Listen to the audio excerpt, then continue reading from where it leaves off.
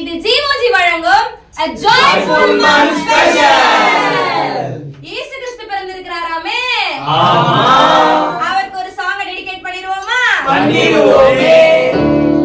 பெத்தலையில் பிறந்தவரை போற்றி துதி மனமே. பெத்தலையில் பிறந்தவரை போற்றி துதி மனமே.